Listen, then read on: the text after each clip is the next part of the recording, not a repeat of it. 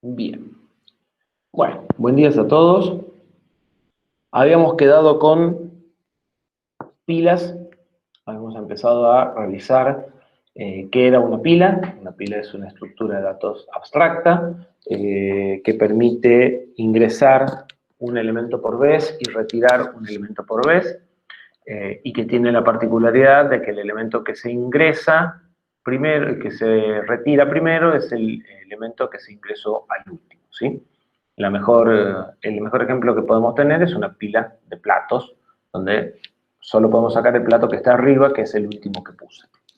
Habíamos revisado cómo se implementaba esto, cómo habían hecho esto en estructuras de datos, y la implementación que habían hecho seguramente involucraba un vector para ir guardando los datos y un índice o un puntero. A los fines prácticos, un índice en un vector y un puntero es lo mismo. El índice es el desplazamiento y el puntero es la dirección absoluta, ¿sí? Pero es la única diferencia. Que me señala cuál es el elemento sobre el que tengo que operar. Ese puntero podrá señalarme el primer elemento vacío del vector, y entonces yo sé que uno atrás está el elemento ocupado, o podrá señalar el elemento ocupado y sé que uno adelante está el primer vacío, ¿sí? Eso va a cambiar cómo se implementan las operaciones de push y de pop, que es poner y sacar en la pila, pero a los fines prácticos la implementación va a ser la misma. Un señalador que me dice el tope de la pila y un vector que almacena toda la información.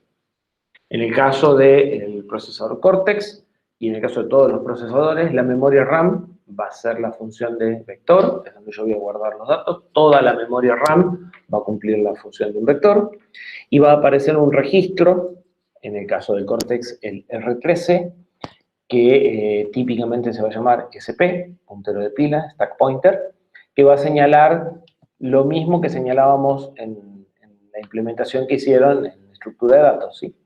En el caso del Cortex va a señalar el último lugar ocupado de la pila. Van a aparecer dos instrucciones del lenguaje assembler, una instrucción push y una instrucción pop para poner cosas en la pila y sacar cosas de la pila. En la pila solo vamos a poder poner elementos de 32 bits, ¿sí? Registros enteros, y cuando ingresemos un dato en la pila, entonces el puntero de pila se va a decrementar en cuatro direcciones, porque estamos guardando palabras. Creo que a esta altura del partido el +4 ya está claro. Una particularidad que tiene el puntero de pila en el ARM, que no es tan particular porque en realidad casi todos los microprocesadores hacen lo mismo, es que el puntero de pila empieza en una dirección muy alta, en general en el final de la memoria RAM, y a medida que se van poniendo cosas en la pila va decrementándose, o sea, se le va restando 4, ¿sí? Y la pila va a crecer entonces hacia las direcciones bajas, ¿sí? Es como que está colgada en el techo y vamos poniendo por debajo de la pila, ¿sí? El funcionamiento lógico es el mismo, pero está planteada al revés. Se pone al final de la memoria y se van apilando hacia abajo en lugar de hacia arriba, como sería en algo que está vinculado a la gravedad, como la pila de platos. Normalmente el puntero de pila va a necesitar una inicialización, o sea, alguien va a tener que apuntar el puntero de pila al valor inicial del área de RAM que se va a destinar a la pila. En el caso del Cortex, eso se hace durante el proceso de reset automáticamente.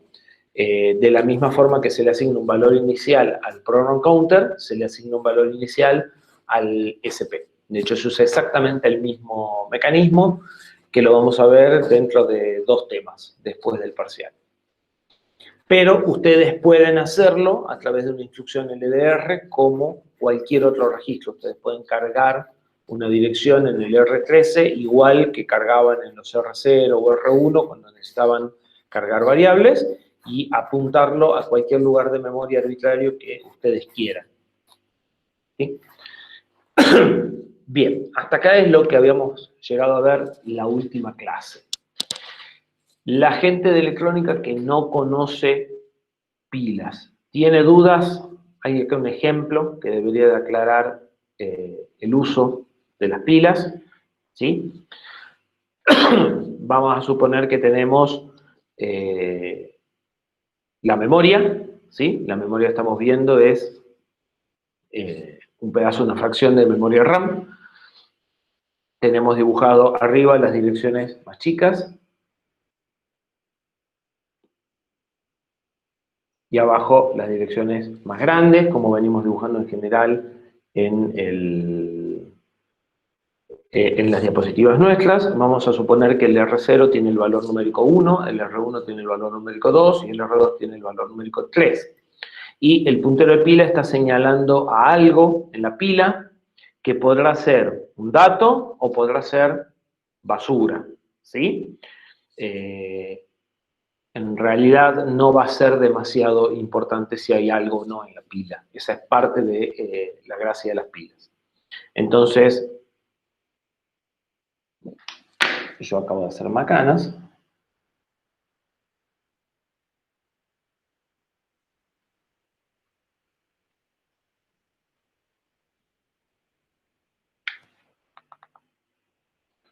Esperen un cachito que vuelvo a poner la pantalla.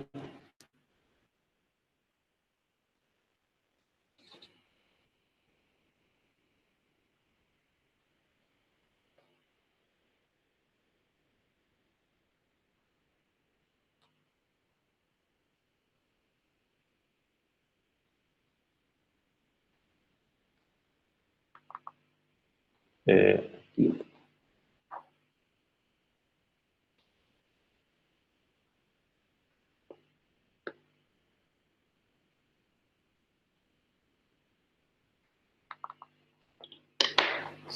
Tienen un segundito de paciencia.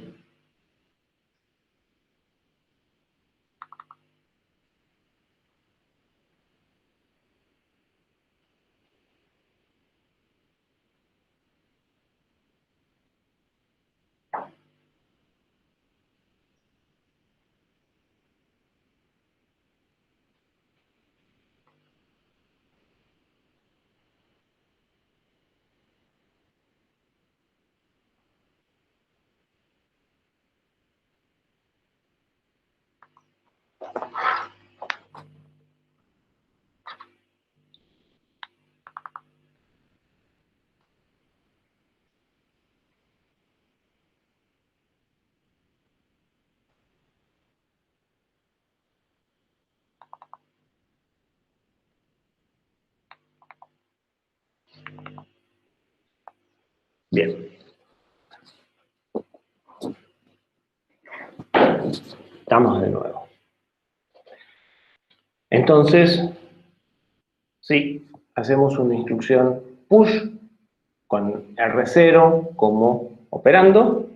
Lo que va a suceder es que se va a guardar en MDSP el valor de R0.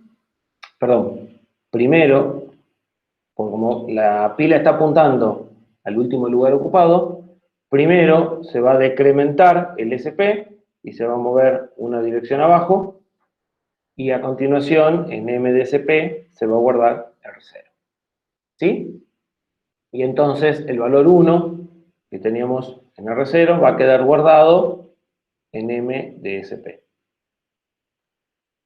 Si ahora hacemos push R1, se va a repetir el proceso y el SP va a decrementar en 1,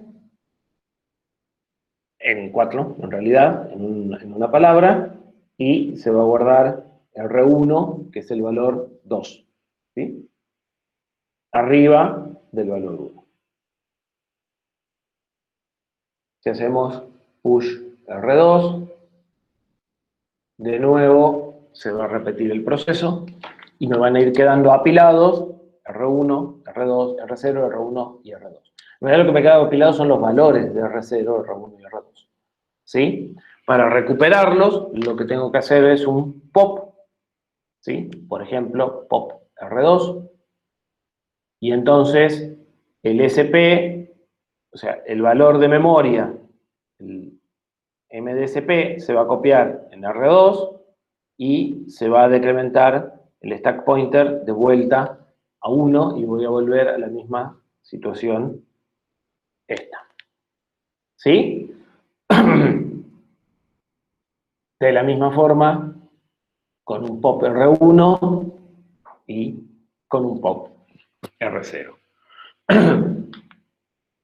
Algo importante es que yo puedo hacer un push R2 y acá podría hacer un pop R1. ¿Sí? Nadie me obliga a sacar el valor que estaba en R2 en R2. De hecho, esto es una forma de, por ejemplo, intercambiar registros. Yo puedo hacer push R0, push R1, pop R0, pop R1.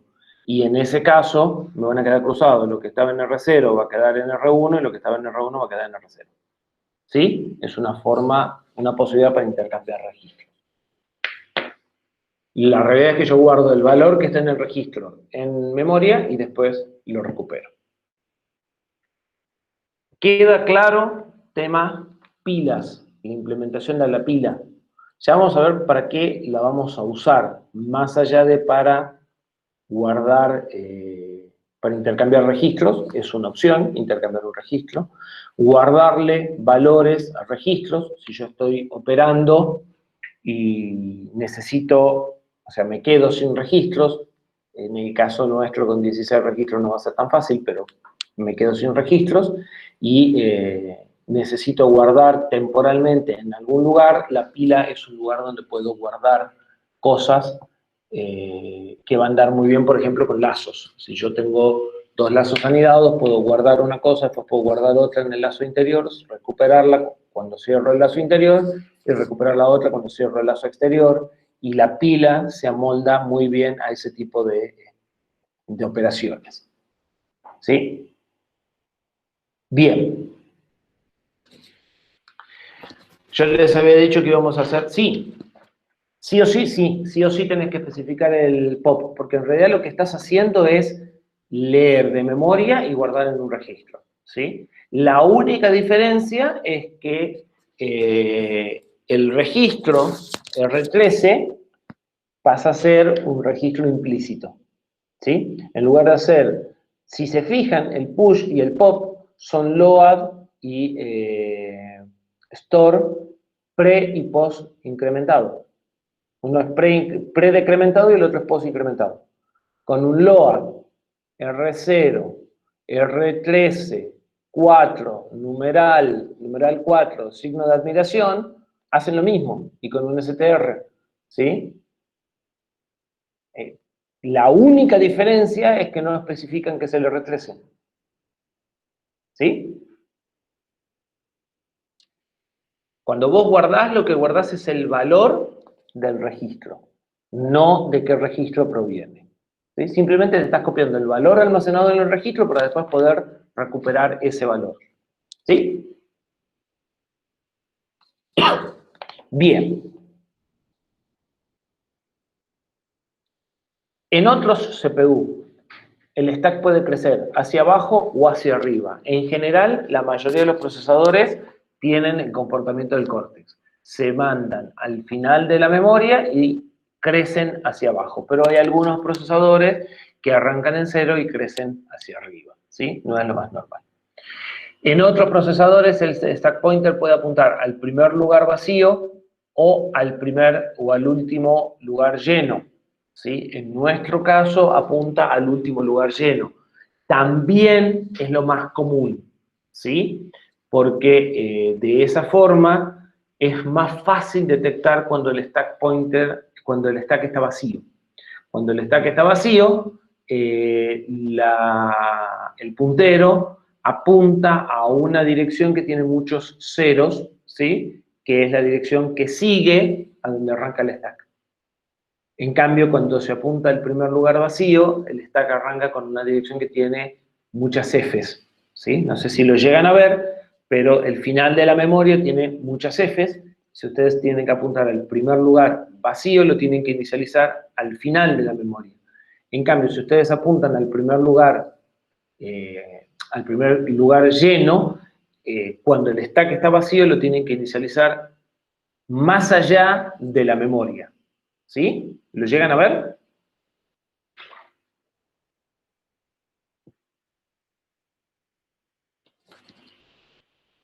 Si esta es mi última dirección de memoria, normalmente la dirección 18A0 no existe. La memoria se acaba en 1008 9FFF. Esa es la última dirección de memoria. Y esta es la primera dirección de memoria del bloque que sigue. ¿Sí? O sea, esta dirección es de este dato y esta dirección es del primer dato que iría acá. ¿Sí? Entonces, cuando ustedes apuntan al primer lugar ocupado, inicializan el stack pointer en este valor, ¿sí? Y como este valor está fuera de la memoria, cuando ustedes ponen el primer dato, se le restan 4 y se guarda acá. ¿Sí? En cambio, si apuntan al primer lugar ocupado, tienen que inicializarlo en algo como esto, que no va a ser FF incluso, sino que va a ser FC. ¿Sí? Entonces, la inicialización es más engorrosa, es más fácil cuando apunta al primer lugar ocupado. ¿Sí? Entonces, el comportamiento del córtex es el comportamiento típico de la mayoría de los CPU. ¿Sí? Pero hay CPU que hacen las cosas distintas. El hecho de que el stack crezca hacia abajo facilita que conviva con otras asignaciones de memoria que crezcan hacia arriba. ¿Sí? Ustedes en un programa tienen 3 áreas de memoria que en algún momento las deben de haber escuchado hablar en programación 1 y que no las registran seguramente. Vamos a tratar de que ahora las registren un poco más. Ustedes tienen un área de memoria que se asigna de abajo hacia arriba, que es normalmente la primera división de memoria.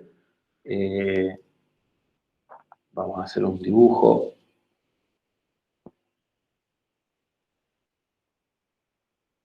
para que quede por ahí más claro.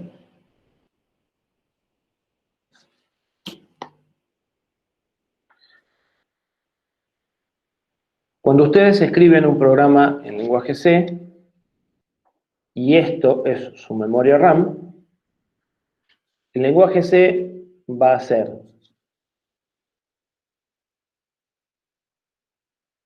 una cosa así.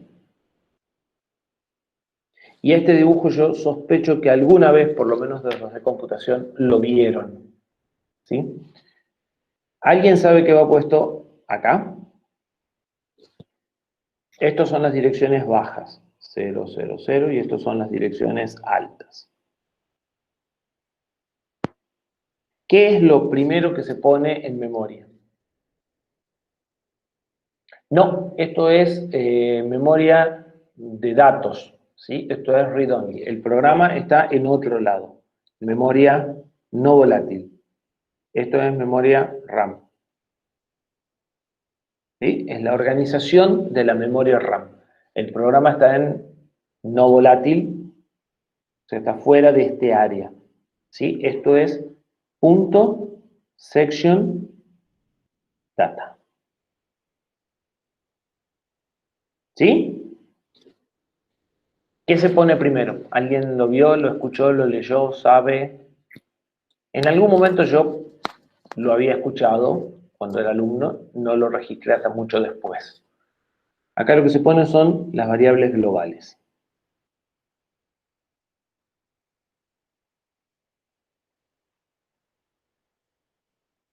Globales. ¿Sí? Cuando ustedes definen una variable global, las variables globales son, o sea, si recuerdan en informática, la variable es la asignación de un nombre a una dirección de memoria. Bien.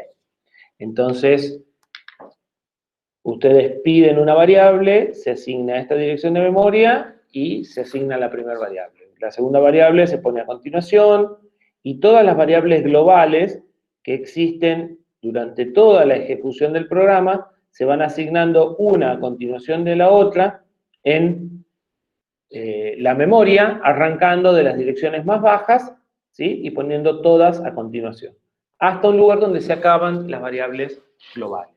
Las variables globales se asignan en tiempo de compilación. Entonces, esta zona de memoria se dice que es estática.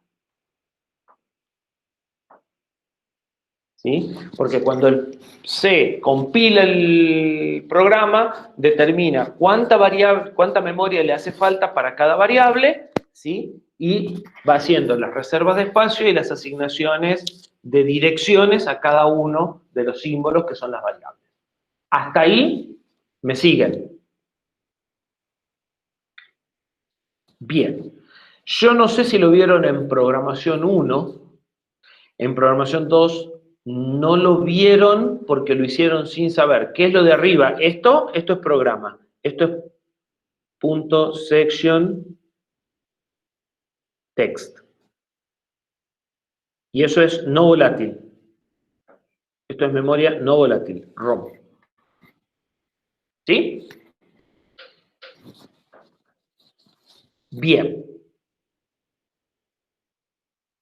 ¿Escucharon hablar del heap?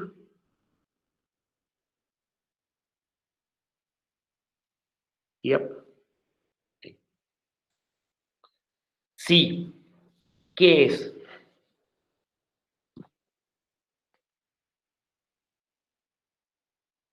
¿Qué es el heap? ¿Lo usaron al heap o solo escucharon hablar? ¿Hicieron alguna vez malloc?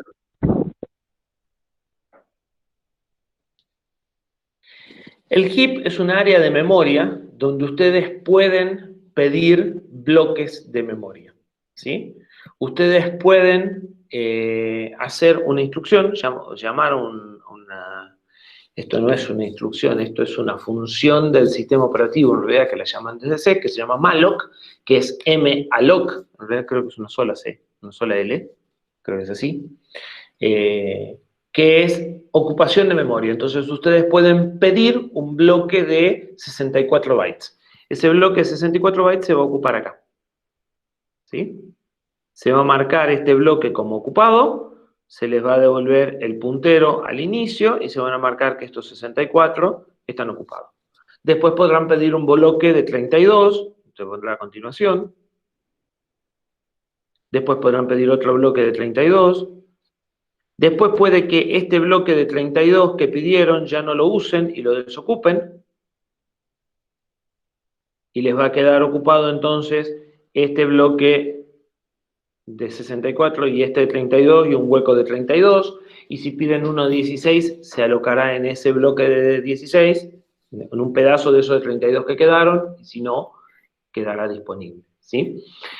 Ustedes vieron poco de punteros, por eso no usaron el heap, pero cuando ustedes, los que hicieron estructuras de datos, si implementaron una lista enlazada, las listas enlazadas deben de haber usado malloc. El tema es que si ustedes usan lenguajes como Java, ¿sí? Cuando ustedes crean un objeto, en realidad lo que están usando es malloc, porque los atributos del objeto se guardan en algún lugar, pero como todo esto se resuelve en tiempo de ejecución, el heap es memoria para asignar en tiempo de ejecución, depende de que ustedes llamen o no la función y cuánto pidan, entonces no se puede determinar en tiempo de compilación. Cuando ustedes crean un objeto en Java, lo que están haciendo es llamar a malloc, en definitiva. Y el objeto no va a estar en estas variables globales, sino que va a estar en el montículo o heap. ¿Sí?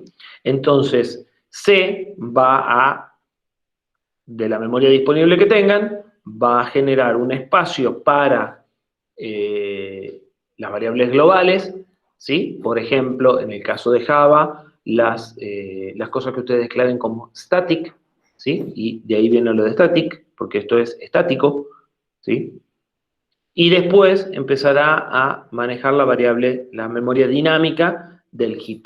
Las variables de heap ustedes la piden en el momento en el que ustedes quieren y la devuelven en el momento en el que ustedes quieren. ¿Sí? La otra área de memoria que se va a gestionar va a ser ni más ni menos que el stack, que es la que nos compete ahora. El stack se va a asignar desde el fondo para que eventualmente yo pueda en un determinado momento tener más stack y menos heap, y entonces esto crezca hasta por acá, y en otro momento pueda tener menos stack y más heap. Como las dos áreas son dinámicas, ¿sí? Entonces el área de heap va a crecer hacia abajo y el área de stack hacia arriba, y de esa forma yo en determinado momento puedo tener muchos datos en el heap y pocos en el stack, o muchos datos en el stack y poco en el heap. Ahora, si quiero tener muchos datos en el heap y en el stack, lo que va a suceder es que voy a perder datos. Lo que yo guarde en el stack va a destruir el heap, o lo que yo guarde en el heap va a destruir el stack. Cualquiera de las dos cosas son un problema serio. Si ustedes no usan, ese es el famoso Stack Overflow. El Stack Overflow es cuando el stack se sale, vamos a pasar a un dibujo menos borroneado. El famoso Stack Overflow, que todos conocen por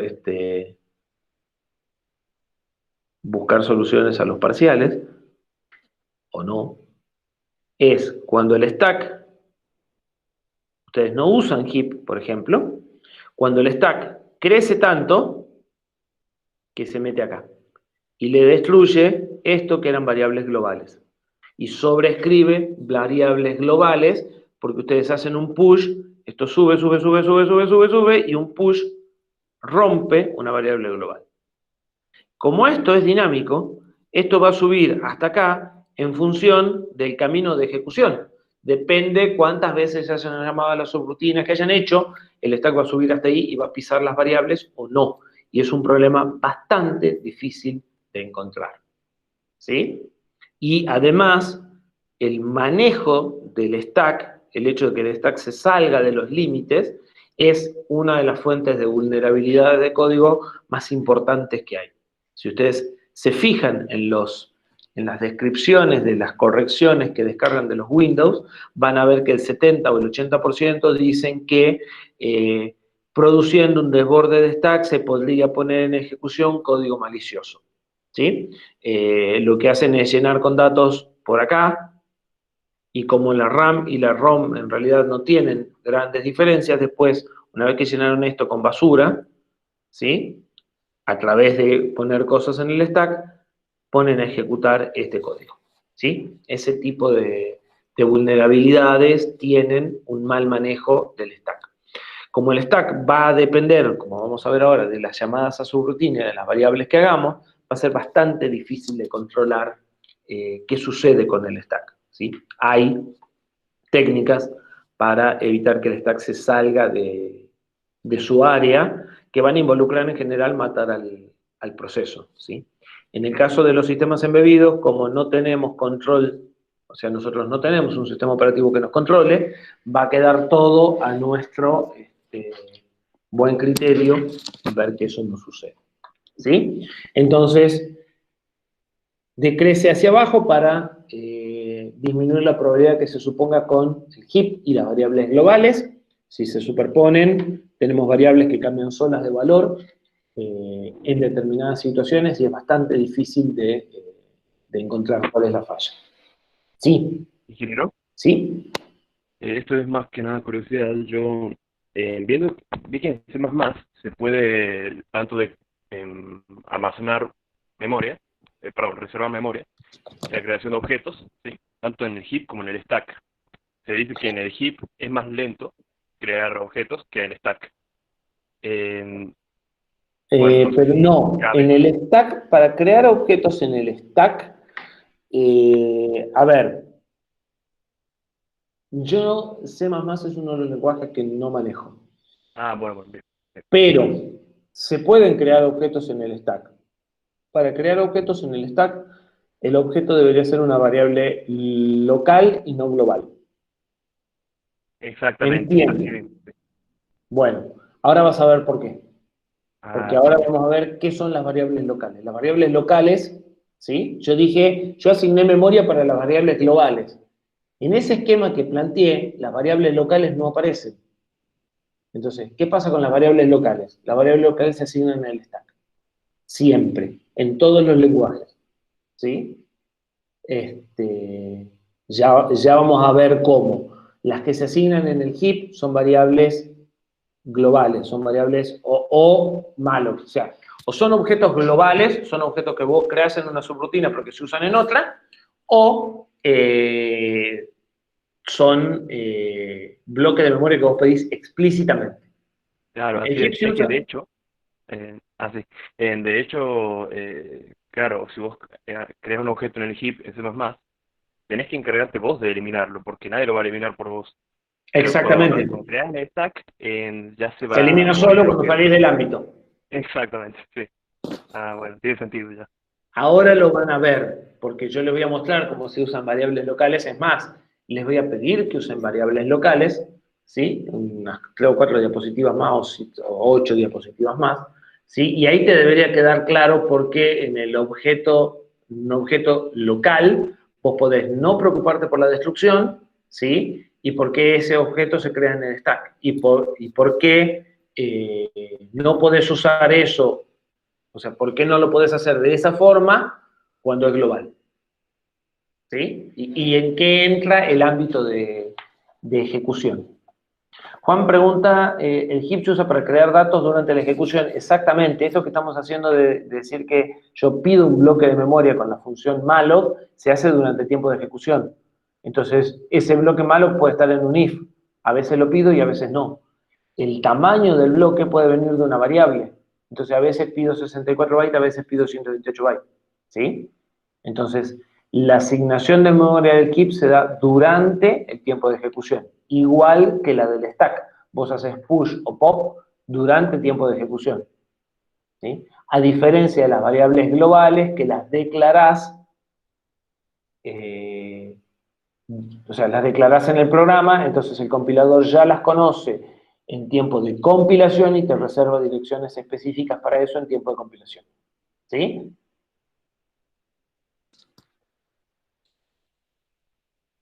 ¿Queda claro, Juan? Bien. En el caso del Cortex, esto sí es particular del Cortex, push y pop pueden admitir varios registros de una sola vez. O sea, ustedes pueden hacer push de R0, R4 a R7, ¿sí? Como están en los ejemplos ahí, o de R0 a R7. Pueden usar comas o pueden usar guiones. Los guiones van a ser todos los registros que estén al medio, entonces R4, R7 va a agarrar R4, R5, R6 y R7. Y si no, pueden usar coma y enumerar. ¿Sí? Cuando ustedes ponen esta notación, R4 a R7, esto se va a guardar en orden decreciente. Primero se va a guardar R7, después R6, después R5, después R4. ¿Sí? En realidad, siempre va a suceder. ¿Sí? El orden en el que se guardan cuando ustedes hacen un push múltiple va a ser en sentido decreciente, sin importar el orden en el que ustedes lo escriban. Es decir, esta instrucción va a ser lo mismo que R7, R6, R5, R4 y R0. ¿Sí? Esta instrucción y esta instrucción van a guardar R7 primero, R6 después, R5, R4 y R0. Distinto es que ustedes hagan un push de R7, un push de R6, un push de R5. Si los hacen individuales, se va a hacer en el orden en que ustedes vayan haciendo los push. Pero si usan un push múltiple, ¿sí? Siempre se van a guardar en forma decreciente y siempre se van a recuperar en forma creciente. ¿Sí? Yo les dije que una de las características de las pilas es que las cosas se hacen al revés en el push respecto al pop. ¿Sí? Entonces, guardamos así, recuperamos así. ¿Sí? ¿Qué ventajas tiene usar un push múltiple? Ustedes van a usar un solo fetch para guardar en el registro. ¿sí? Entonces van a hacerlo más rápidamente, ¿sí? Una instrucción push de 8 registros demorará 9T, mientras que una instrucción push de un registro demorará 3T, ¿sí? Entonces, de 27 bajan a 9, o de 24 bajan a 9T en total, ¿sí? Bien. Además, el push múltiple tiene la ventaja de que ustedes no se pueden equivocar en el orden de los registros, ¿sí? Como no importa el orden en el que lo escribe, él siempre va a sacar las cosas y va a dejar en el mismo registro. No vamos a usar mucho la idea de poner un dato que estaba en R0 y recuperarlo en R1, ¿sí? A veces se usa, pero muy poco. En general, si ponemos las cosas o sea, si lo que guardamos está en R0, lo queremos recuperar en R0, ¿sí? Entonces, ustedes van a hacer un push como este, después van a hacer un pop igual al final y están seguros de que todo vuelve al mismo sitio, ¿sí? Esto sí es particular de este procesador. Otros procesadores no tienen soporte para push múltiples. Bien, y llegamos a lo que o sea, a por qué estamos viendo stacks, que son subrutinas. Las subrutinas son la implementación en assembler de las funciones de C, ¿sí? Son bloques de código que se pueden llamar desde distintos lugares del programa y que tienen que volver a el mismo lugar desde el que fueron llamados. Y esa característica de volver al mismo lugar desde el que fueron llamados, o sea, llamarlos desde muchos lugares y que vuelvan al mismo lugar, hacen que no se puedan hacer con los saltos que nosotros vimos. Y que necesitemos un salto adicional, que es el que vamos a estudiar ahora, que es el BL, ¿sí? Que ya alguien preguntó para qué servía y yo ya les comenté que servía para implementar subrutina. Estos bloques de código pueden tener operandos, o sea, van a ser parecidos a las instrucciones. Esos bloques de código podrán hacer siempre lo mismo, o podrán tener algunas variaciones, ¿sí? A través de operandos que van a ser parámetros que nosotros le pasamos, ¿sí? A ver, es exactamente lo mismo que las funciones en C, eso ustedes lo conocen. Usar funciones en C, usar subrutinas en Assembler, es un sinónimo, les va a permitir ahorrar memoria, ¿sí? En lugar de escribir n veces lo mismo, ahorrar errores y resolver problemas más complejos a partir de ir dividiendo el problema en pequeños trozos y resolver cada uno de esos trozos por separado, ¿sí?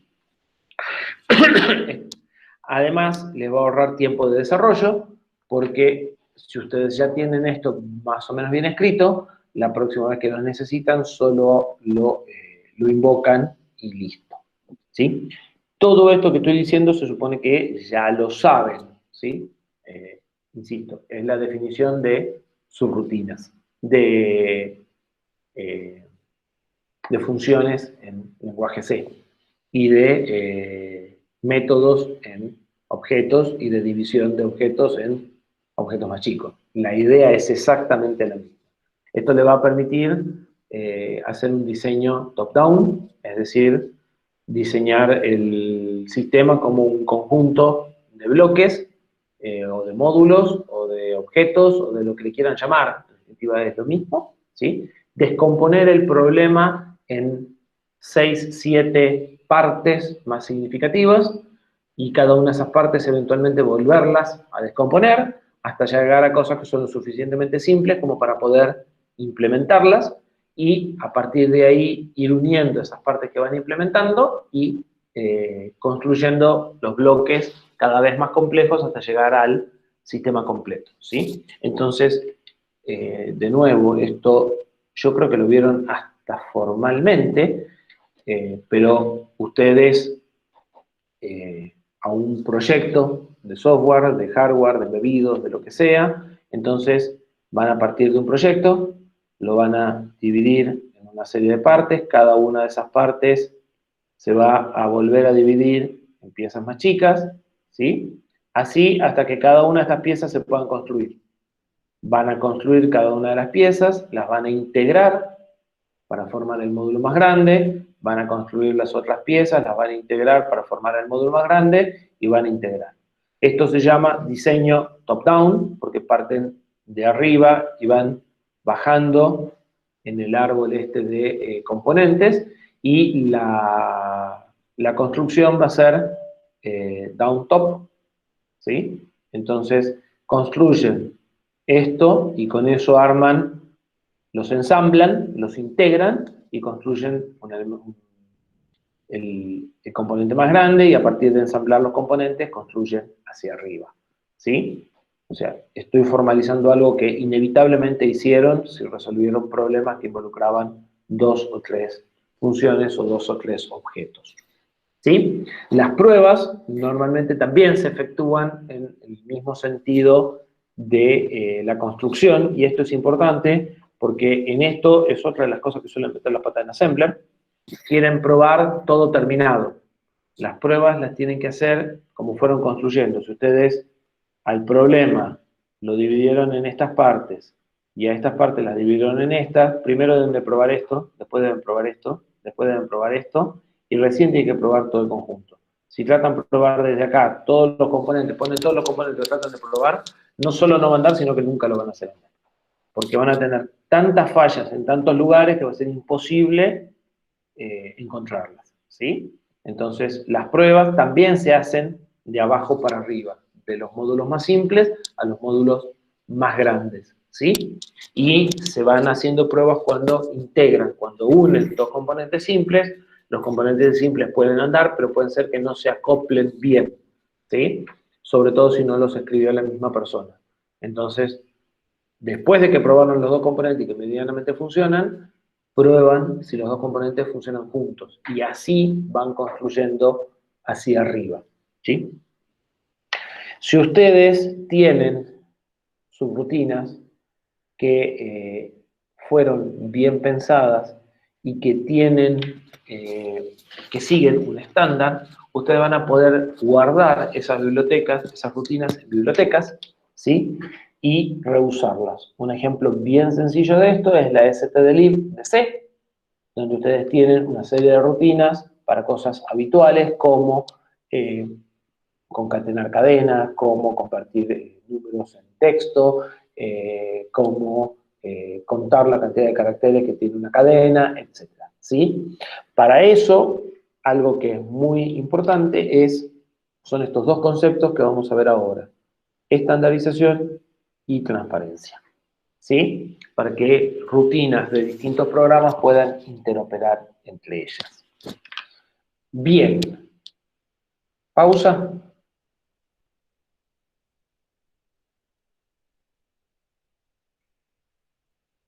¿No? ¿Seguimos?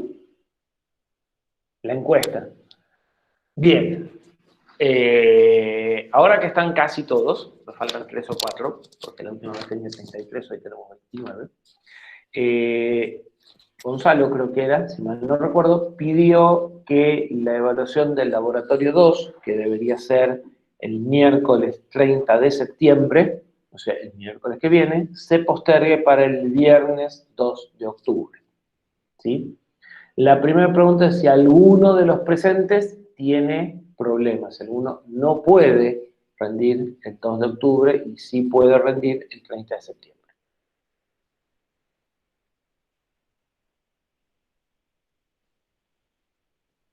Nadie tiene problemas. Bien. La segunda pregunta es si están de acuerdo.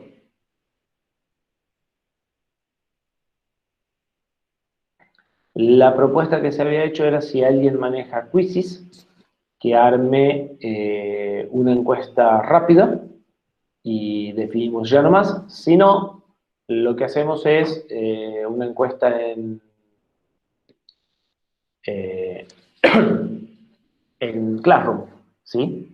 Si alguien se anima a preparar una encuesta en Quizzes, hagamos una encuesta en Quizzes. Y si no, bueno, siguen escribiendo todos, no hay problema, y reviso el chat, como quieran. Bueno, dale, Valentina. Preparala y A las 9:10 que volvemos de la pausa, tratamos de verla, así de paso aprendemos cómo funciona. Bueno, ¿quieren contestarlo hasta las 9:10? Bien. Voy a buscar mi café de las 9:10. Ustedes contesten la encuesta.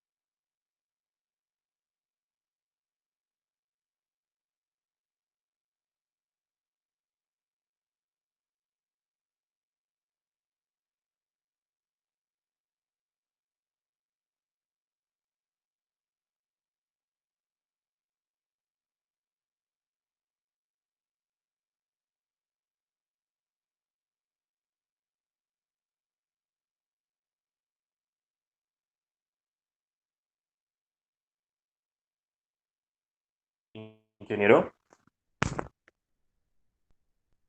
Sí. Sí, ahí escribí en el chat. No, bueno, es que me pareció muy bueno esto de C++, me pareció muy curioso de cómo se podía declarar objetos y no entendía por qué esa anotación en la primera, ¿no? Claro, era eso de que en el stack se ponía y dicen que es más rápido. De ahí el famoso C++ de que se puede optimizar y Seguro cosas así. que es más Claro. rápido.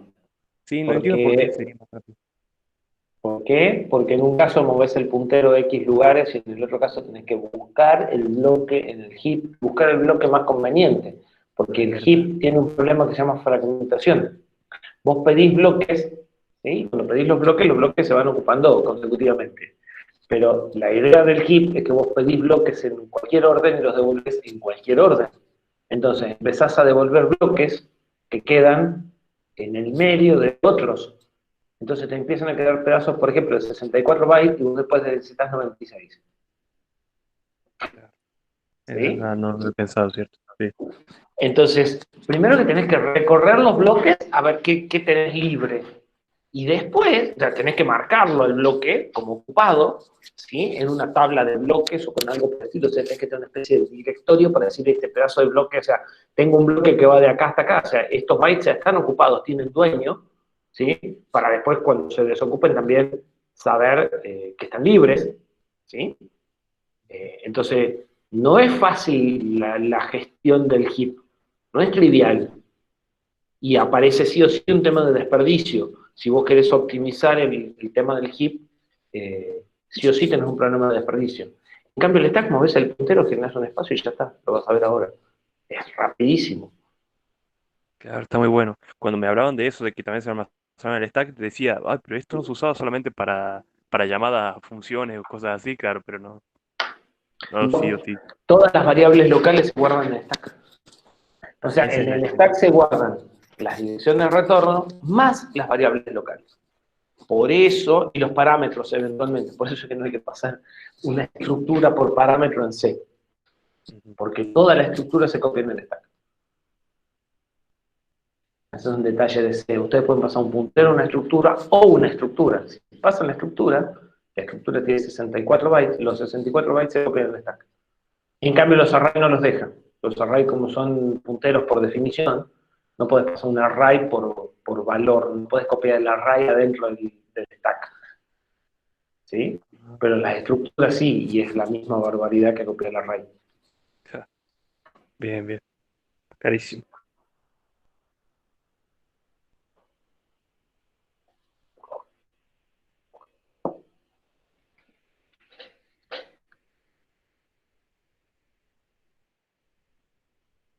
Bueno, seguimos. Ahí vi la encuesta, gana por amplia mayoría el miércoles. El viernes, va. 26-0. Es como una goleada impresionante. En general, cuando hay que postergar una evaluación, el resultado suele ser unánime, ¿no? Es muy poco probable que haya alguien que te diga, no, yo no quiero que la corran. Pero bueno. Bien, entonces quedaría el viernes la evaluación del laboratorio 2.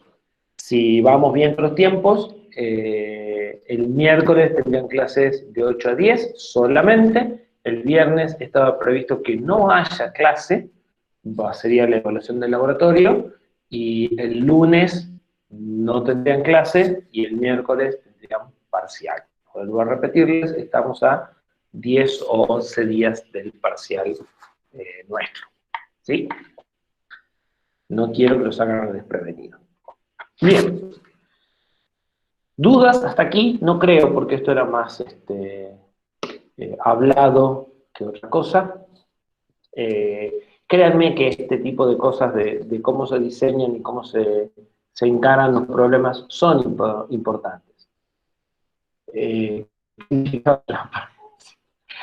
transparencia lo vamos a ver más adelante, pero básicamente que no toques nada que no debes, ¿sí? Que no dejes las cosas fuera del lugar, ¿sí? Es como una regla de convivencia, no sé si tuvieron la oportunidad de compartir algo con otra persona, departamento, auto, no sé, útiles, herramientas, lo que sea que tengan que compartir, si no se fijan reglas de convivencia, esa sociedad termina mal. Bueno, transparencia es un concepto que lo vamos a profundizar un poquito más adelante, pero que es que las subrutinas no se salgan de ciertos límites. Acá, como estamos en lenguaje ensamblador, no tenemos marco de referencia para muchas cosas. O sea, cosas que hace el C, como decir las variables locales, solo se ven desde las variables locales. O sea, hay una serie de cosas que los lenguajes les imponen un marco de trabajo y eso los encasilla a ustedes a que hagan las cosas bien. Acá en el ensamblador ustedes no tienen total libertad y esa libertad significa que la pueden mal usar.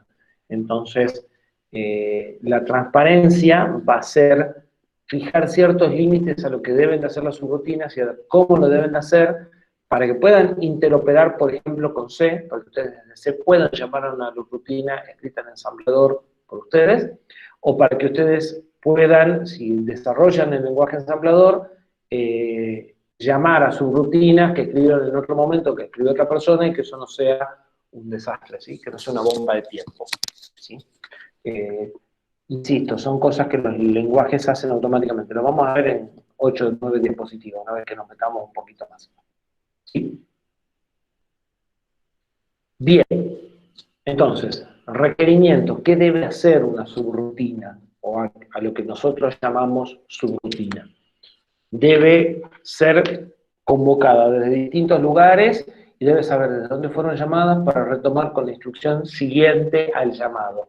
Algo que ustedes ya conocen desde C, ¿sí? Pero que ahora, al verlo en lenguaje ensamblador, insisto, si ustedes tratan de usar un salto, el salto no recuerda desde qué instrucción fue llamada y ustedes no pueden volver a la instrucción que estaba a continuación del salto, ¿sí?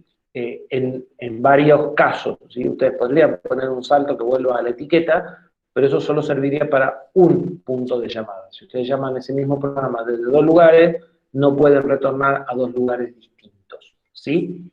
Entonces, el mecanismo de saltos que tenemos no va a ser suficiente para implementar una subrutina. Y además, vamos a tener que definir, si queremos hablar de subrutinas, que insisto, es el término para definir en Assembler a lo que ustedes conocen como funciones, una forma de pasar parámetros y devolver resultados, ¿sí? Y eso es en lo que vamos a avanzar. En el procesador ARM, el mecanismo de llamadas a subrutinas se obtiene con una instrucción que se llama BL. La instrucción BL quiere decir Branch and Link, ¿sí? Saltar y enlazar. El enlazar es guardar el valor del PC en un registro especial. Ese registro especial va a ser el R14, que tiene como nombre Link Register o registro de enlace, y es, la sigla es LR. Cuando ustedes usan este salto, el BL, entonces el valor del PC previo al salto se almacena en el registro LR. Y a continuación se asigna al PC el valor de la etiqueta como un salto común, vulgar y silvestre. ¿Sí? Este salto es un salto relativo, es decir, PC no recibe etiqueta, sino que recibe PC más etiqueta, realmente, ¿sí? Y ese salto relativo permite desplazamientos de hasta 16 megabytes, o sea, es un salto relativo, pero un salto relativo largo. También existe BLX, ¿sí?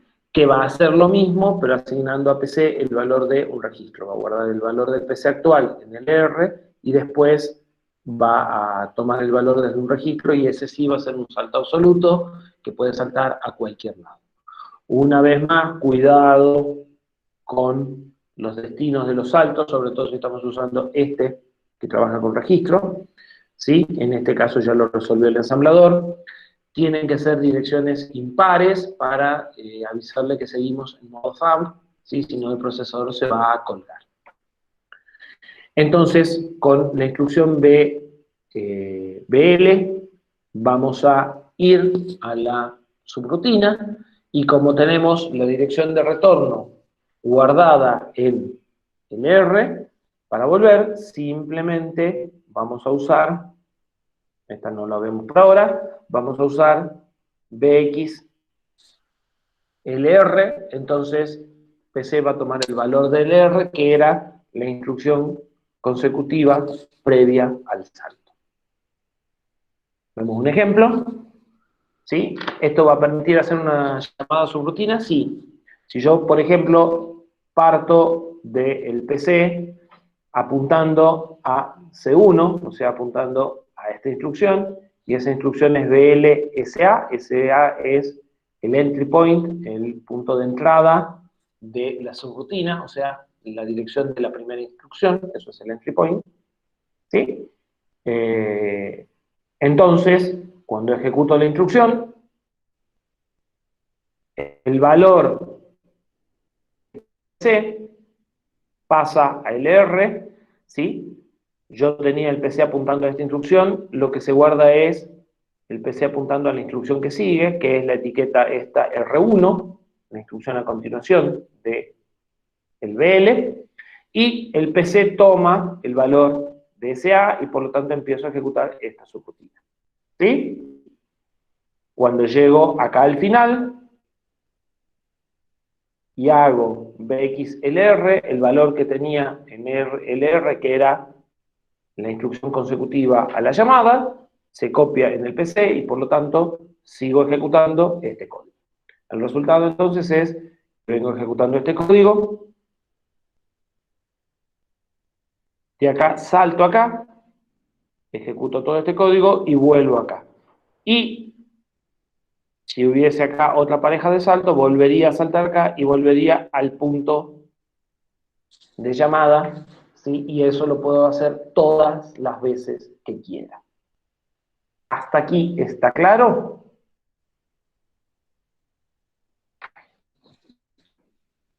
Bien. Pero ¿qué pasa cuando yo quiero anidar?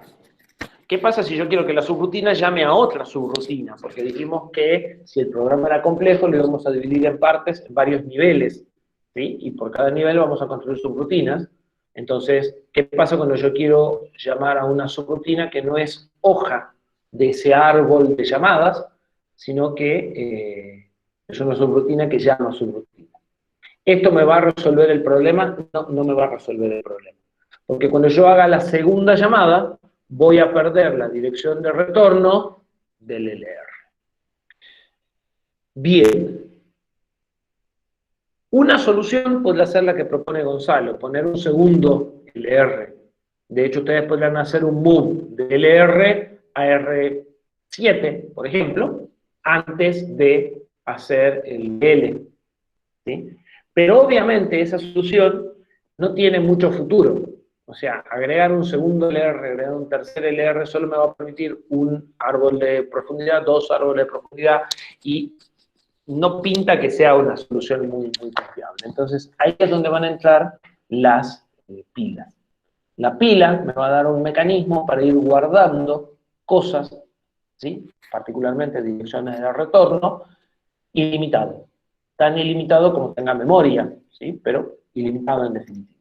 Entonces, lo que voy a hacer es, antes de llamar, cuando yo esté en la subrutina de primer nivel, antes de llamar a la subrutina de segundo nivel, voy a hacer un push del LR, ¿sí? Y voy a guardar el link register de mi dirección de retorno antes de llamar yo a una subrutina, ¿sí? Y de esa forma vamos a poder llamar a todas las subrutinas que hagan falta. Hay un ejemplito. Vamos a ver el ejemplito.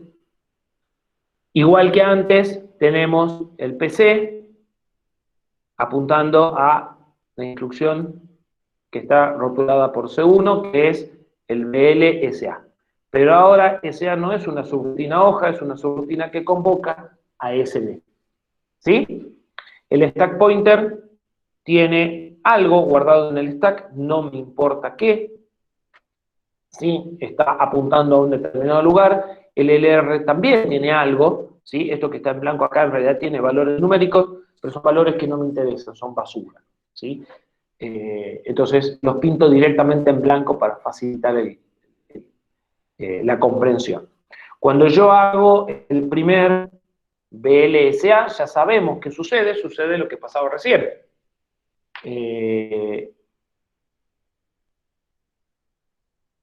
PC toma el entry point y el valor de retorno, ¿sí? La dirección de retorno, la dirección de instrucción siguiente a la que se produce el llamado, se guarda en el R.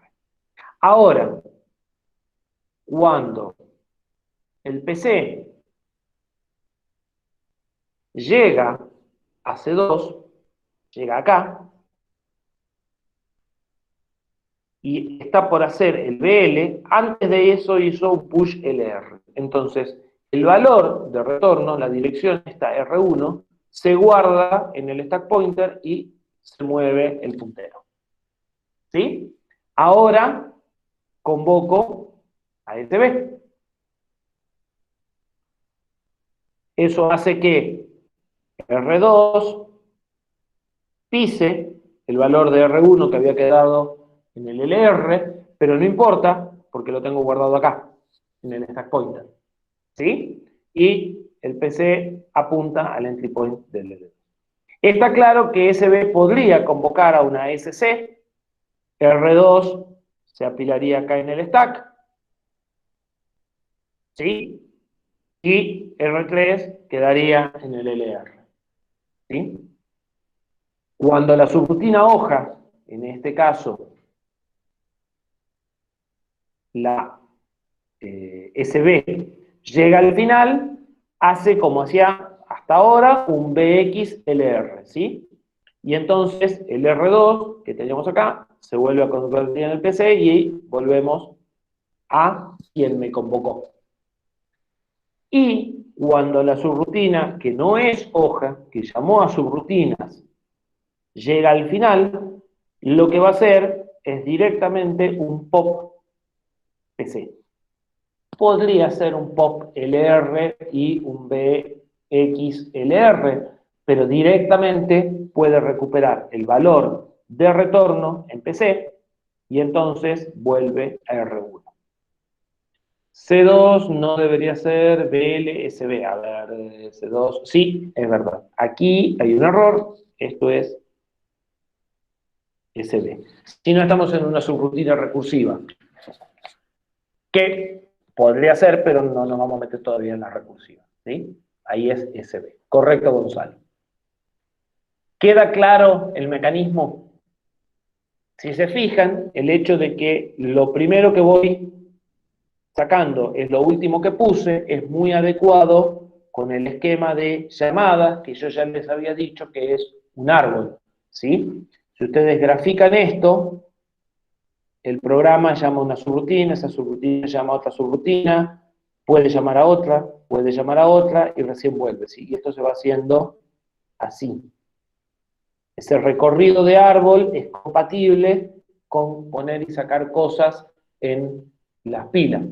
Por eso es que la pila funciona muy bien para ir guardando las direcciones de retorno. ¿Sí? Entonces, las direcciones de la pila me va a servir para extender este mecanismo del registro de linkeo y poder permitir toda la profundidad que quiera en el árbol de llamadas, o sea, permitir todo el anidamiento que me haga falta, haciendo que una subrutina llame a otra, y esa llame a otra, y esa llame a otra. Hasta aquí, ¿queda claro?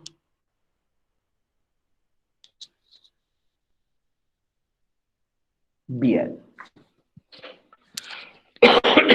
Buenísimo.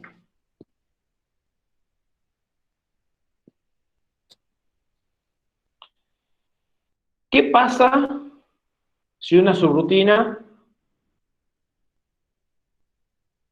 modifica esto o modifica esto?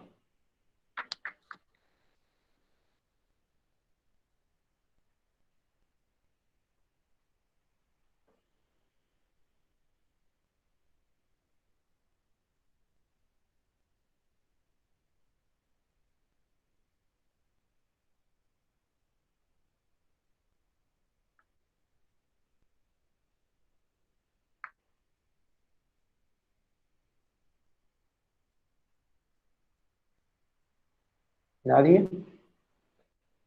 Si modifica el valor del LR, por error se equivocan y hacen una suma con el LR, o si por error se meten acá en el stack y cambian este valor. O sea, volvamos acá. En este momento, por alguna razón, ustedes vienen y cambian el valor de LR o cambian este valor que está en memoria. ¿Qué sucede?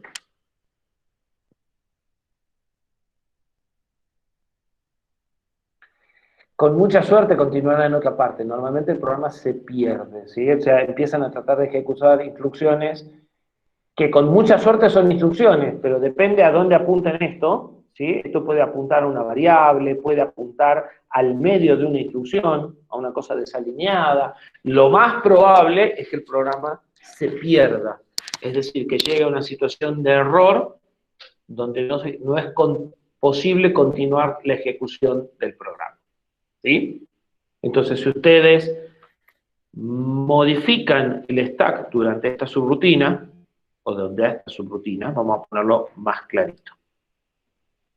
Ustedes están escribiendo la subrutina B y deciden acá hacer push y no pop.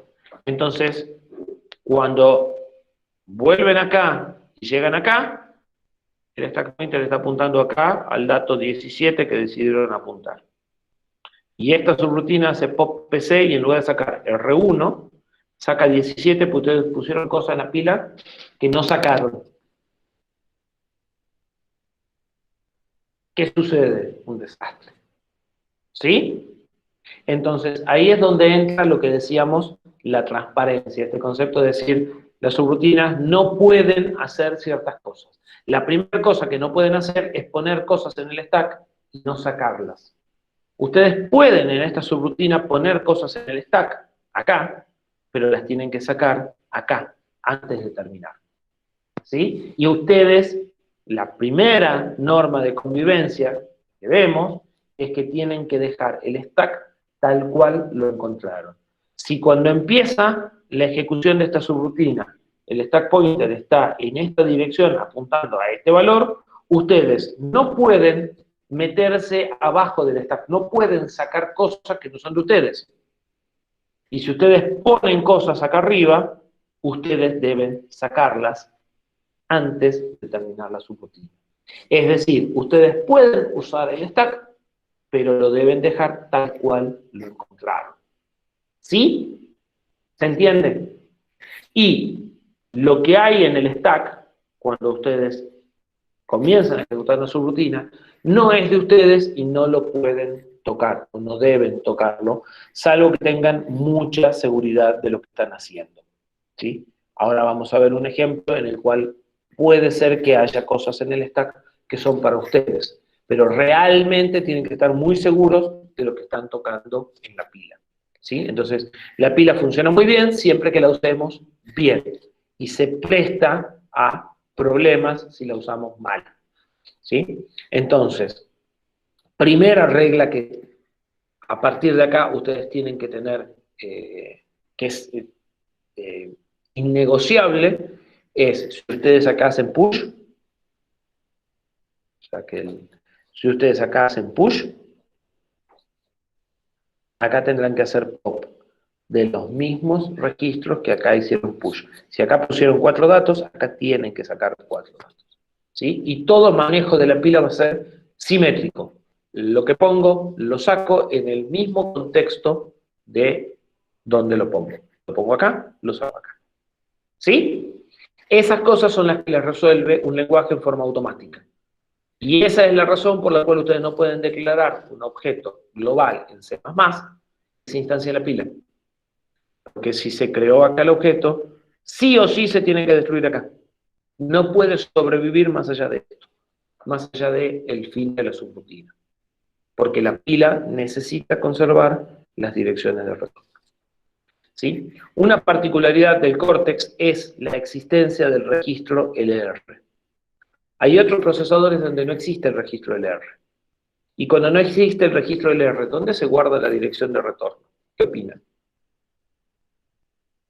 En algún otro registro pero el procesador. No. ¿En la pila? En la pila. Se guarda directamente en la pila. LR es un atajo para que cuando ustedes llaman a subrutinas hojas, vayan más rápido. Guardar en la pila es lento. Hay que mover un puntero, hay que guardar en memoria, sí lleva tiempo. Cuando ustedes llaman a una subrutina hoja cortita, por ahí esta subrutina tiene 10 instrucciones, ¿sí? Y demora 12T en ejecutar, y la llamada acá y la vuelta acá llevaba 15T. Y no les conviene llamar a una subrutina de 12T y perder 15 en el proceso de guardar la dirección de retorno y volver. Guardar la dirección de retorno en LR es casi instantáneo, ¿sí? Entonces, ARM copia una propuesta de otro procesador que es el MIPS, que es el inventor de esto, ¿sí? En realidad, todos los RISC lo que dicen es optimicemos la llamada de la última subrutina. Agreguemos un registro y cuando estamos llamando a la subrutina hoja, a la última, pero que son las que hay más cantidad, guardemos la dirección de retorno en un registro en lugar de en la pila, ¿sí? ¿Para qué? Para que sea más rápido. Para optimizar la cantidad mayor de casos. De vuelta, esto es un árbol de llamadas, ¿sí? Yo tengo muchas de estas hojas. Si yo optimizo todas estas llamadas, estoy optimizando una parte importante del programa. A estas las sigo con el mecanismo original, que es el stack. En un procesador más viejo, todas las direcciones de retorno se van a guardar en el stack, directamente. El equivalente al BL va a ser un salto que guarda el valor actual del PC en la pila, directamente en la pila acá, lo apila y salta. ¿Sí? Entonces, el LR es una versión optimizada para hacer más rápidas las llamadas hojas, ¿sí? Las llamadas a subrutinas de hoja. En otros registros, en otros procesadores más viejos, lo que no van a encontrar es el LR. Las cosas se van a guardar directamente en el stack. ¿Sí? Por esa razón es que no pueden meter cosas en el stack y no sacarlas. Porque esto, en esos procesadores, esto es siempre un POP PC o el equivalente, ¿sí? El final de la subrutina siempre es un POP PC o el equivalente en esos programas, ¿sí? Entonces, sí o sí necesitan tener en el tope de la pila la dirección de retorno. ¿Sí? Bien. Perfecto. Entonces, ¿qué era transparencia? Transparencia no es solo esto, pero la primera de las cosas que va a implicar la transparencia es hacer un uso balanceado del stack. Ustedes pueden poner cosas en la pila durante una subrutina, pero deben sacarlas. Y tantas cosas como pusieron, deben retirarlas. Deben tener la misma cantidad de push y pop o de lo que sea que hagan con la pila. Van a ver que la pila la vamos a manejar después de otra forma, además de push y pop. Pero lo que sea que muevan el puntero, ustedes dentro de la subrutina, lo deben dejar en el mismo lugar cuando termina la subrutina. ¿Sí? Y además no deben meterse por debajo del puntero de pila. O sea, lo que está en la pila antes de que empiece el proceso no es de ustedes, no lo deben tocar. ¿Sí? Salvo una excepción que vamos a ver ahora. Bien, y la otra cosa que es muy obvia es que el stack tiene que estar en memoria RAM. No tiene ningún sentido poner el stack en memoria no volátil o en memoria que no existe, ¿sí? Y que en ese movimiento de ir poniendo datos no debe salirse de un área de memoria RAM, no debe salirse de un área preasignada, no debe superponerse con variables globales, no debe superponerse con el keep, ¿sí? Porque entonces van a cambiar las direcciones de retorno, van a cambiar las cosas que pusieron en la pila, o la pila le va a cambiar los valores de las variables globales. Lo cierto es que eso no va a andar. Y además va a ser difícil de encontrar por qué no anda. Bien. Hasta aquí cubrimos el primer requisito de las subrutinas. Habíamos dicho que las subrutinas necesitábamos para implementar subrutinas o para implementar funciones de lenguaje superior, necesitábamos cubrir dos cosas. Que se pueda llamar desde distintos lugares y volver al punto de llamada, el mecanismo del link register más la pila, o solo la pila cubre esa necesidad, y lo que me queda ahora es pasar parámetros, ¿sí? Poder pasarle parámetros a las subrutinas, porque esas subrutinas a veces no van a ser exactamente lo mismo en cada llamada, van a tener pequeñas variaciones. Vamos a encontrar 4 formas de pasar parámetros a una subrutina. Por registro, por memoria, por la pila, o por memoria en referencia, o por referencia, ¿sí? Cada una de estas formas de parámetros, de paso de parámetros, va a ser similar a lo que serían modos de direccionamiento para las instrucciones, ¿sí?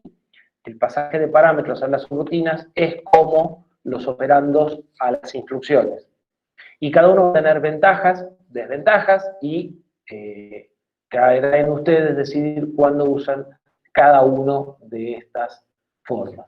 También van a encontrar que los modos de direccionamiento les van a facilitar usar, o sea, un modo de direccionamiento les va a facilitar usar un tipo de paso de parámetros, y otro modo de direccionamiento les va a facilitar usar otro tipo de paso de parámetros, ¿sí? Van a encontrar que hay bastante relación entre la forma en la que pasan los parámetros y el modo de direccionamiento con el que después acceden a esos parámetros. Bien, el más simple, el más trivial, es guardar los parámetros en los registros de propósito general, ¿sí? Entonces, si yo quiero sumar 2 números y tengo una subrutina para sumar 2 números, paso los números en 2 registros, ¿sí? Es la forma más simple, es la forma más rápida, porque es muy probable que esos valores yo ya los tenga cargados en registro, y en ese caso simplemente llamo a la subrutina con los valores ya cargados en los registros. ¿Qué desventajas tendrá? Ventajas, las acabamos de decir, es la más fácil y es la más rápida. ¿Qué desventajas tiene pasar parámetros por registro?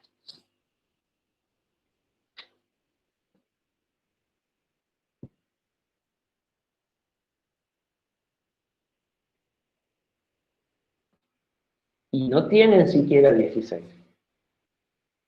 ¿Sí? El PC, el SP, el LR, con suerte les quedan 13. ¿Sí? Y hay uno más de propósito reservado, exactamente, así que en realidad le quedan 12. Bien. Y eso en el córtex. Pero ustedes tienen conciencia de que hasta no hace mucho, bueno, hasta hace 10 años, o hasta hace 20 años, la mayoría de los procesadores tenían 4 o 5 registros en total. ¿Ustedes tienen conciencia de que el procesador que tienen en su PC tiene solo 6 registros? 6. A, Sí, B, había C, visto D eso. y E. Ah, yo había visto que era con porcentaje EA, B, EA, no sé, algo así. Y no conforme con que tiene 6 registros, no todos los registros hacen las mismas cosas. El A se llama A porque es el registro acumulador. Quiere decir que todas las operaciones aritmético-lógicas solo se pueden hacer sobre el registro A. El C se llama C porque es el de contador. Las operaciones de decremento y comparación con 0 de los controles de lazo solo se pueden hacer con el registro C. El D se llama D porque es el puntero de datos. Entonces, los modos de direccionamiento preincrementado y postincrementado solo se pueden hacer usando el registro D. Esa es la realidad de un procesador CISC, de un procesador con filosofía vieja, si lo quieren. Cuando RISC dijo, saquemos todos los modos de direccionamiento enredados que tienen los procesadores y simplifiquemos, logró generar espacio en la electrónica para poner más registros, ¿sí? Y el hecho de tener 16 registros de propósito general es algo que viene de los procesadores RISC, que viene de los 90 y tantos a esta parte, de los años 90 a esta parte. Antes de eso, el único procesador que tenía 8 registros de propósito general, así como lo están viendo ustedes, eran la familia 68000 de Motorola, que tuvo un diseño muy, muy, muy avanzado para su época, ¿sí? Y algunas computadoras más viejas, como la PDP-11, también tenían varios registros de propósito general. Pero en el caso de la PDP-11 estamos hablando de computadoras que costaban $1.000.000, ¿sí? No estamos hablando de un microprocesador de uso masivo. Pero no era lo habitual, y en algunos casos cuando tenemos problemas de compatibilidad sigue sin ser lo habitual, tener muchos registros de propósito general. Entonces, en ese tipo de procesadores, usar el pasaje por parámetros va a ser muchísimo más difícil, ¿sí? Una de las ideas de los procesadores RISC fue agregar más registros justamente para poder pasar parámetros por registro, como fue la idea de agregar un registro de linkeo para poder guardar la dirección de retorno, y todo esto permita usar subrutinas más cortas, mucho más rápido, ¿sí? Yo tengo la posibilidad de pasar parámetros por registro, tengo la posibilidad de volver rápidamente, entonces puedo usar subrutinas más cortitas y no pago la penalización de la llamada a la subrutina y la vuelta de la subrutina que convoqué en ese tiempo, ¿sí? Entonces, en el contexto en el que nosotros estamos, las desventajas de pasar parámetros por registro van a ser menores. De hecho, la mayoría, o sea, el procesador está diseñado para que la mayoría de las subrutinas ustedes puedan pasar parámetros por registro, ¿sí? Y ustedes resuelvan el 70 o el 60% de las subrutinas pasando parámetros por registro, ¿sí? Pero eso no es el mundo general de todos los procesadores. Sí es la tendencia actual. Cualquier procesador moderno va a seguir estos lineamientos, pero procesadores viejos no. Los procesadores viejos van a tener un panorama muy diferente, ¿sí? Bien. Ahora, algo que también viene de poner muchos registros, cuando ustedes les dan muchas cosas, es muy probable que las usen mal.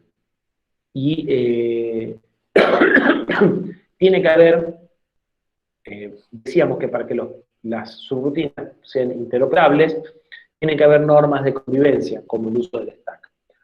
RISC va a proponer, en la misma filosofía del diseño RISC, va a proponer una norma de convivencia de cómo utilizar los registros. Y de esos 12 registros que ustedes tienen, no les va a dejar usar todos los registros para pasar parámetros. Es más, va a definir una norma muy estricta de qué registros se pueden usar y de cómo se van a usar esos registros. ¿Por qué? Porque aparece un problema. Cuando ustedes usan subrutinas y necesitan los valores que están en los registros, pueden estar cambiando valores que la subrutina que los convoca tenía guardados en esos registros, ¿sí? Entonces, si volvemos un pasito para atrás, a este ejemplo, si esta subrutina tenía guardado algo acá, ¿sí? Y esta subrutina se lo cambia, cuando esta vuelve se encuentra R5 con un valor distinto.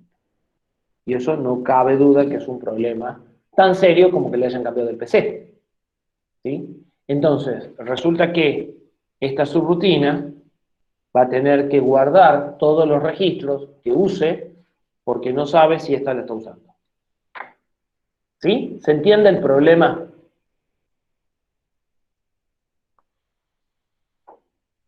El resultado es que esta subrutina necesita guardar los registros en algún lugar. ¿En qué lugar guardarían los registros?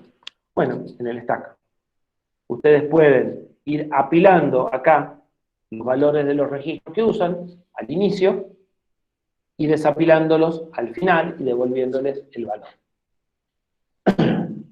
Ahora bien, esta subrutina, la B, se la llama desde distintos, o se la puede llamar desde distintos lugares. Por ahí la llamo desde acá, la llamo desde acá, la llamo desde acá. Y en cada llamada puede que tenga usados distintos registros. Acá está usando R5. Acá no lo estoy usando R5, pero estoy usando R7. Y acá estoy usando R3. Entonces, esta va a tener que guardar todo lo que usa ella por las dudas y recuperar todo lo que usa por las dudas, ¿sí? Y por ahí, acá guarda R5, que acá sí se usa, pero acá no se usa.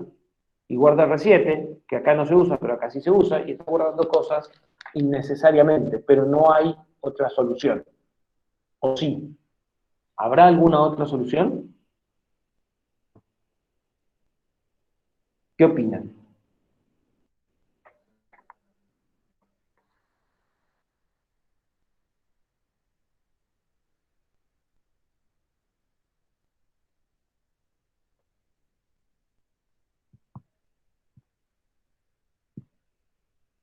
Nada, ninguna idea. Ni entendieron el problema. Bien, repito el problema entonces, porque Juan no escuchó. Rosalba dice que no se le ocurre cuál. Y alguien me dice guardar en memoria, cuando yo dije que iba a guardar en la pila, estoy guardando en memoria. ¿Sí? Esta subrutina usa R5, R7 y R3 para hacer sus tareas. ¿Sí? Pero resulta que esta subrutina acá tenía guardado un valor de R5 que necesita acá, después de la llamada. Si esta le cambia a R5, esta subrutina no anda. Y a esta misma subrutina se la llama desde acá más abajo, donde ya no uso R5, pero ahora uso R7. También se la llama desde acá, desde el programa principal, donde uso R3. Entonces, en una llamada, R5 tiene un valor importante. R3 y R7 no, pero R5 sí. En otra llamada, R7 tiene un valor importante. Y en otra, R3 tiene un valor importante. Lo cierto es que esta subrutina va a tener que guardar todos los valores acá y recuperarlos acá. En general, haciendo un push de esto y guardando acá en la pila, y después haciendo un pop. ¿Sí? Porque la pila es un lugar seguro para guardar este tipo de cosas. Si alguien tiene que guardar cosas después, las va a guardar arriba, ¿sí? Entonces no hay mayor problema, pero cada vez que ella le llaman, va a guardar 3 datos, de los cuales solo uno se usa. En un caso es R5, en otro caso es R7, pero está guardando 2 datos que no sirven. Pero como no sabe de dónde la llaman, no sabe qué datos sirven y qué datos no. Solo sabe qué cosas cambia ella y qué cosas tiene que dejar de vuelta en su lugar. Entonces, ¿habrá alguna solución a estar guardando cosas en el stack por si acaso que no sé si me sirven o no? Esa era la pregunta. Y la solución va a ser ponernos de acuerdo. La solución va a ser, mirá, yo me voy a conformar con R0 a R3. Yo voy a tratar de usar R0 a R3. Vos, acá, no guardes nada en R0 o R3 acá que quieras encontrar acá. Porque yo cambio R0 a R3 sin pedirte permiso. Si vos tenés algo guardado en R0 acá y lo querés encontrar acá, vos, programa convocador, encárgate de guardarlo en el stack, de guardarlo en nuestro registro, no te das, vos ve. ¿Sí? Pero yo, subrutina, nosotros muchas veces a esto le llamamos subrutina, a ETB, y a la que llama a la subrutina le llamamos programa principal. No necesariamente ese programa principal puede ser otra subrutina, es la que convoca, ¿sí? Puede ser el programa principal, que es este, o puede ser una subrutina que llama a la subrutina, ¿sí? El convocador será el responsable de guardar las cosas que estén en R0 o R3 antes de una llamada que quiera encontrar después de una llamada. Por el contrario, la subrutina va a ser la responsable de guardar todo lo que esté de R4 en adelante. Entonces, si la subrutina necesita usar algo en R4, la subrutina debe guardar acá R4, lo debe dejar acá como otro. Si la subrutina quiere usar de R0 a R3, lo usa libremente y no lo guarda. ¿Sí? Y de esa forma surge que, entonces, R0 a R3 también van a ser los registros por los que vamos a poder pasar parámetros. ¿Sí? O los Ingeniero. argumentos. Sí. Y sí, claro, como dijo Freddy, si son más de 4 parámetros, por ejemplo, que yo quiero Vamos a tener que ir a alguna de las otras formas de paso de parámetros, por ejemplo, la pila. O salirnos del estándar. Este estándar lo impone ARM. ¿Sí? ¿Para qué? Para que ustedes puedan escribir assembler y llamar a sus rutinas de assembler desde C, llamar a rutinas de C desde Pascal, llamar a rutinas de Pascal desde Fortran, ¿sí? Para que puedan interoperar cosas de distintos lenguajes. El EABS de del nombre del compilador, ABI, quiere decir interfaz binaria para llamadas a programas, y es esto, es respetar el uso de registros. Incluso les dice que el primer parámetro que ustedes escriben en el C tiene que ir en R0, el segundo en R1, el tercero en R2. Entonces, ustedes saben exactamente qué van a encontrar en cada registro si esto fue escrito en C y esto ustedes lo están escribiendo en Assembler. ¿Sí? Y de esa forma van a poder interoperar. Entonces, eso es un estándar. Ustedes pueden seguirlo o no. Si ustedes escriben todo en Assembler, podrán hacer lo que les venga en gana. Es una recomendación. Si ustedes quieren interoperar con C, no, tienen que respetar el estándar. ¿Sí? Entonces, ustedes van a poder pasar parámetros por registro, solo hasta 4 parámetros, solo en los registros R0, R1 y R2, y R0 va a ser el paso del primer parámetro y la dirección del resultado. Entonces, nuestra función de suma, ¿sí? O nuestra subrutina de suma, tendrá un programa principal que carga los valores que quiere sumar en los registros, hace un B suma, y en este caso la instrucción o la subrutina suma solo hace a R1, R2, R0 y BXLR, y entonces volvemos a este punto. ¿Sí? Esto sería una subrutina suma que recibe los parámetros en R0, R1 y devuelve el resultado en R1, R2 y devuelve el resultado en R0. El estándar dice que ustedes deberían de recibirlo en R1 y R0 y devolver en R0. ¿Sí? Entonces acá sería R0 y acá sería R0. ¿Está claro? Eso es entonces una subrutina. Si se fijan, no hay demasiada diferencia con el código que vienen escribiendo. ¿Qué diferencia esta subrutina de cualquier programa? La vuelta con BXLR y el estándar de cómo van a recibir los valores que tienen que operar y de cómo van a devolver el resultado. ¿Sí? Por lo demás, no tiene demasiada diferencia de los programas que vienen escribiendo. Pero cuando nosotros hablemos de una subrutina, sí o sí les estamos pidiendo que hagan esto y que hagan esto de alguna de las 4 formas que estamos viendo. Cortamos acá, seguimos el lunes con los otros pasos de parámetros.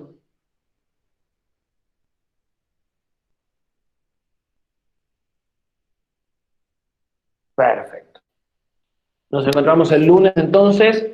Es muy probable que el lunes terminemos este tema y empecemos el tema que sigue. El tema 5 es un tema que no se evalúa en el parcial 1, se evalúa en el parcial 2, al cual le suelen dar muy poca atención porque están con la cabeza en el parcial del laboratorio 2. ¿Sí?